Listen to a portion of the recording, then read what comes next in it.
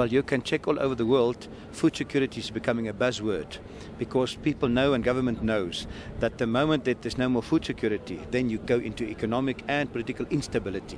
So it's very important that we must have enough food for all our people.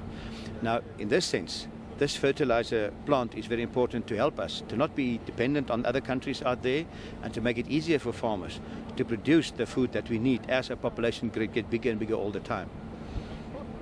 And what can the fertilizer production capacity of 400,000 tons per annum offer towards food security reserves in South Africa? What are some of the examples that you can give us on that?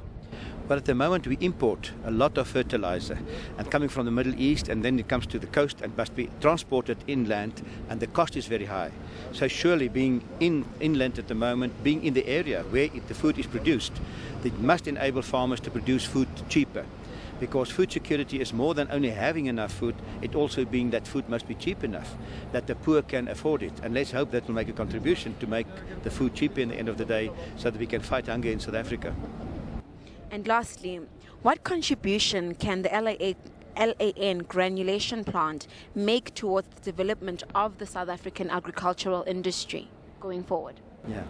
Well, I think they made a contribution already just by saying they got confidence in this. By putting the plant here, be costing 1 billion. I think that is saying we've got confidence in the agricultural sector of South Africa. We know they're important. We know for the future they'll be around here and will produce food. And up to now we've been exporting food to Southern Africa, and surely I hope we can still play that role to stabilize the whole region and to play a role in food security for the whole of Southern Africa.